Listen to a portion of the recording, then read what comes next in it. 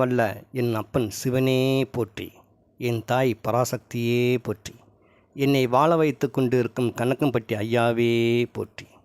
இந்நிகழ்ச்சியை பார்த்து கூட்டியிருக்கும் அனைத்து நல் உள்ளங்களுக்கும் கணக்கம்பட்டி ஐயாவியுடன் அவருடைய ஆசீர்வாதங்கள் உங்களுடைய உள்ளத்திலும் உங்களுடைய இல்லத்திலும் என்றும் கணக்கம்பட்டி ஐயாவுடைய ஆசீர்வாதங்கள் சிரஞ்சீவியாக காத்து அருள்வார்.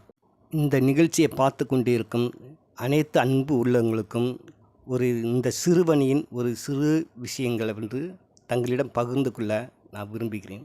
இறைவனால் எனக்கு உணர்த்தப்பட்ட விஷயம், இறைவன் மீது நாம் வைத்திருக்கக்கூடிய அந்த பக்தியால், அதாவது நாம் இல்லத்திலும் சரி கோவில்களும் சரி விசேஷ பூஜைகள் சம்மந்தப்பட்ட இடங்களிலும் சரி நாம் இறைவனை வழிபடும் போது தன்னை அறியாமல், அதாவது இறைவன் நம்மளை குற்றமாக தவறாக இணைத்து விடுவார் என்று அந்த தவறுகளை செய்கின்றோம்.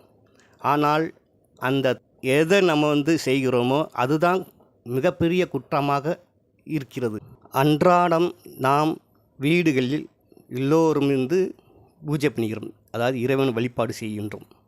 மற்றும் ஒரு விசேஷ நாட்கள் வருகிறது, ஒரு உதாரணத்துக்கு அமாவாசைன்னு வச்சுக்கோங்களேன். அப்போ வீட்டில் ஒரு சாப்பாடுகளும் தயார் பண்ணி திருவள்ளுக்கும் இறைவனுக்கும் அந்த நெய்வேத்தியம் செய்து காக்காய்க்கு சாதம் வைத்து இறைவன் வழிபாடு செய்கின்றோம். மற்றும் சுப விஷயங்கள், மற்ற ஒரு நல்ல விஷயங்கள் வரும்போது இறை வழிபாடு செய்கின்றோம். அது மற்றும் கோவிலுக்கு செல்கிறோம். இப்போ உதாரணத்துக்கு நம்ம குடும்ப குல தெய்வமாக கூட இருக்கலாம், நம்முடைய இஷ்ட தெய்வமாக கூட இருக்கலாம். இப்படி ஆலயங்களுக்கு சென்று அங்கே இறைவன் வழிபாடு செஞ்சு நெய்வேத்தியம் தயார் செய்து இறைவன் வழிபாடு செய்கிறோம். உதாரணத்துக்கு பொங்கல் கூட செய்யலாம். பொங்கல் செய்து மற்ற பழங்கள், தேங்காய், பழங்கள், மற்ற எல்லா பொருட்களும் வச்சு இறைவனுக்கு நெய்வேத்தியமாக படையல் செஞ்சு இறைவன் வழிபாடு செய்கின்றோம். மற்றும் பொது இடங்கள், அதாவது ஒரு யாகம் குண்டம் வளர்த்து பூஜைகள் பண்ணுறோம். இந்த மாதிரி சில ஊர் திருவிழாக்கள், ஊர்களுக்கு எல்லோரும் சேர்ந்து இறைவன் வழிபாடுது. இப்படி எந்த ஒரு விதத்திலையும் இறைவனை வழிபாடு செஞ்சாலும் அந்த விதத்திலிருந்து இறைவனை வழிபடும் போது அந்த இறைவனுக்கு செய்யக்கூடிய நைவேத்தியம் சொல்லக்கூடிய படையல் எல்லாமே சம்மந்தப்பட்ட விஷயங்கள்லேருந்து வச்சு நம்ம வழிபாடு செய்கின்றோம். அப்போ இறைவன் ஏதோ ஒரு உருவத்தில் அந்த பக்தர்களை சோதிக்க ஆரம்பிக்கிறான். அந்த சோதனை நாம் அறியாமல் இறைவன் மீது இருக்கக்கூடிய பக்தியால் அதை உணரவிடாமல், அதாவது நம்ம மனசுக்குள்ள அந்த விஷயத்தை உணர்ந்து கொள்வதில்லை. ஆனால் சூட்சுமமாக இறைவன் நம்மளை சோதிக்கிறார். இதான் சாத்தியம், இதுதான் உண்மை. உதாரணத்துக்கு இறைவனுக்கு முன்னாடி நமக்கு பிடித்த இறைவன் வழிபாடோ அல்லது சித்தர்மார்களுடைய வழிபாடோ குலதெய்வ வழிபாடோ எதுவானாலும் சரி, நாம் இறைவனுக்கு முன்னாடி படையல் வச்சு பொங்கல் மற்ற பழங்கள் எல்லாமே வச்சு இறைவன் வழிபாடு செய்யும்போது நமக்கு அந்த குடும்பத்திலே இருந்தாலும் சரி இல்லை வெளியே விஷயத்திலிருந்து இறைவன் வழிபடும் போது அந்த கூட்டத்தில் சொந்தம் பந்தம் எல்லோரும் சார்ந்து அந்த இறை வழிபாடு செய்யும்போது அந்த கூட்டத்தில் யாராவது ஒரு சிறு குழந்தைகள் என்ன செய்யும்னா, அந்த இறைவனுக்கு படைக்கப்பட்ட அந்த நைவேத்தியத்தில் ஏதாவது ஒன்றை நீட்டி அது வேண்டும் அப்படின்னு கேட்கும். அதுக்கு ஒரு வாழைப்பழத்தை கூட கேட்கலாம். அப்போ பெரியவர்கள் என்ன பண்ணுறாங்கன்னா, அந்த குழந்தைய அடக்கி விட்டுறாருங்க. அடக்கி விட்டு சாமி கும்பிட்ட பின்னாடி தான்ப்பா சாப்பிடணும், எச்சி போட்டுரும், சாமி கோச்சுக்கிறோம் அப்படின்றத மாதிரி சொல்கிறாங்க. உண்மை அது அல்ல. இறைவன் குழந்தை ரூபத்தில் அந்த பழத்தை அவர் கேட்கின்றார்ன்றதை நாம் யாருமே அதை உணர்வதில்லை. குழந்தையும் தெய்வமும் கொண்டு அப்படின்னு பிறவிகள் எல்லோரும் சொல்கிறார்கள். ஆனால் அந்த குழந்தை அந்த பழத்தை நீட்டி அந்த குழந்தை அந்த பழம் வேண்டும் கேட்கும்போது அந்த பெரியவர்கள் அந்த குழந்தையை தட்டி கழித்து விடுகிறார்கள். முறைப்படி அந்த பூஜை நிறைவேறிந்த பிற்பாடு தான், அந்த நைவேத்தியம் இறைவனுக்கு அர்ப்பணித்த பிற்பாடு தான் எல்லோருமே சாப்பிடணும் என்ற ஒரு கட்டாயத்தில் எல்லோரும் இருக்கிறார்கள். உண்மை அவை அல்ல, அது சாத்தியம் அல்ல. நம்முடைய இறை வழிபாட்டில் அந்த இறைவன் மனமுகுர்ந்து அந்த நைவேத்தியத்தை படைக்கல் செய்யும்போது அங்கு இருக்கக்கூடிய ஏதேனும் ஒரு குழந்தை ரூபத்தில் அந்த உள்ளத்திற்குள் அந்த இறைவன் அந்த பழத்தை கேட்பது குழந்தை அல்ல, இறைவனே அப்படின்றத நாம் எல்லோரும் அறிவதில்லை. அந்த இடத்துல அப்போ அது ஒரு தவறு நாம் செய்கின்றோம். நாம் இல்லத்திலேயோ இல்லை பொது இடங்களிலேயோ இறைவன் வழிபாடு செய்யும்போது நாம் வீட்டுக்கு வெளிப்புறத்தில் யாசகம் கேட்டு ஒருவர் வந்து கேட்பார்.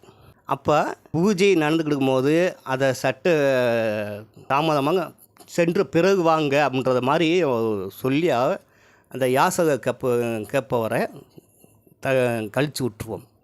அப்போ அந்த இடத்துலையும் நம்ம ஒரு தவறு செய்யணும். அப்போ இறைவனுக்கு நெய்வேத்தியம் படைக்கிறதுக்கு முன்னாடி அந்த நெய்வேத்தியம் எச்சிப்படக்கூடாது அப்படின்றது பெரியவர்களுடைய ஒரு ஒரு கட்டுப்பாட்டோடு நம்ம இருக்கின்றோம். அது சாத்தியம்தான். ஆனால் நாம் இறைவன் வழிபாடு செய்து கொண்டு இருக்கிறோம்ன்றது வீட்டுக்கு வெளிப்புறத்தில் இருக்கக்கூடிய அந்த யாசகருக்கு தெரியுமா? தெரியாது. அப்போ வந்து கேட்பது யார்? யாசகரானா?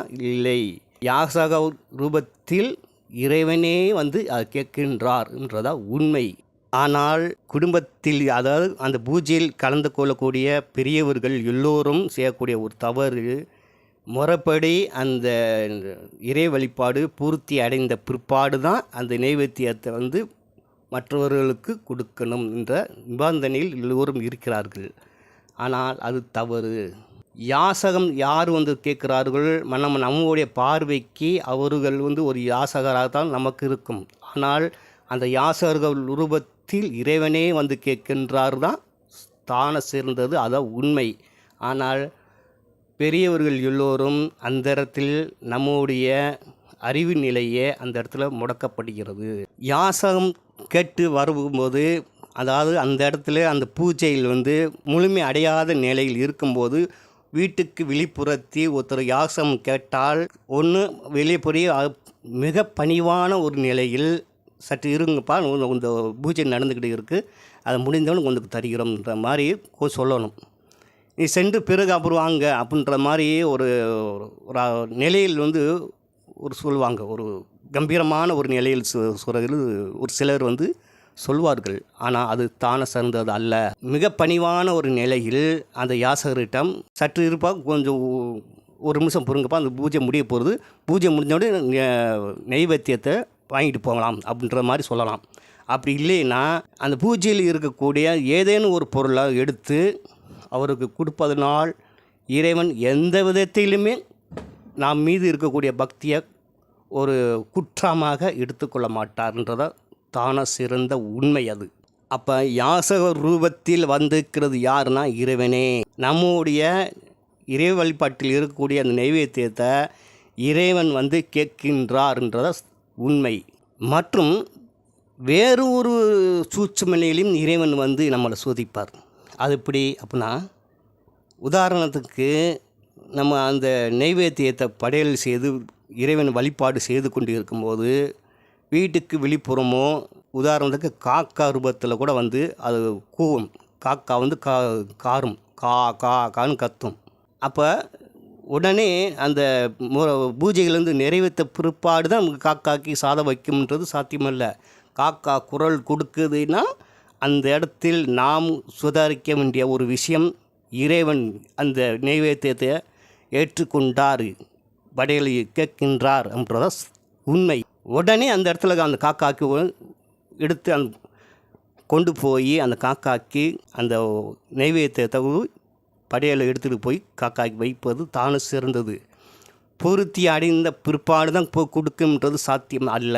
தயவுசெய்து பக்தர்களாகி என்னுடைய அன்பு வேண்டுகோள், இறைவன் எந்த ரூபத்தில் வந்து நம்மளை சோதிப்பார் என்றதை தயவுசெய்து என்னுடைய அன்பு வேண்டுகோளாக கேட்டுக்கொள்கிறேன்.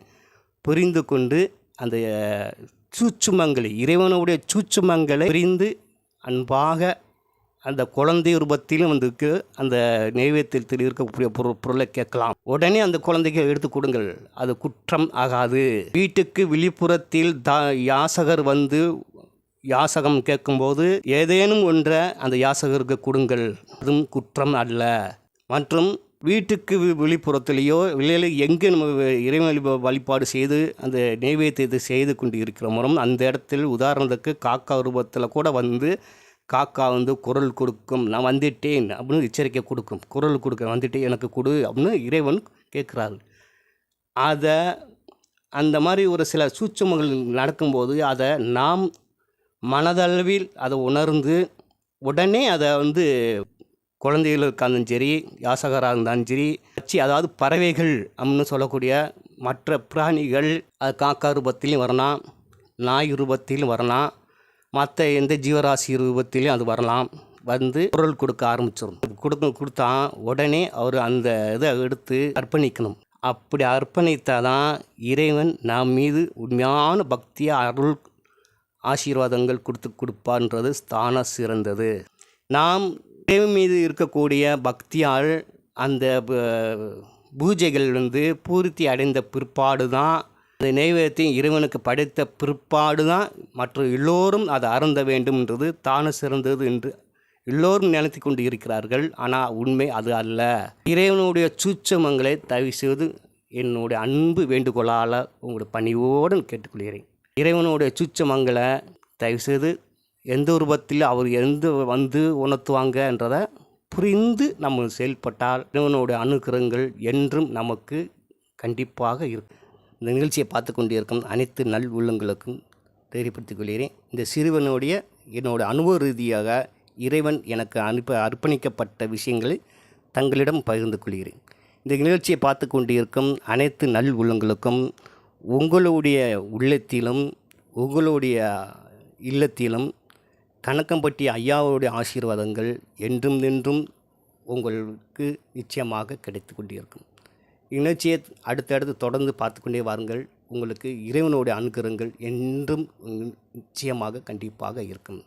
ஈஸ்வரா.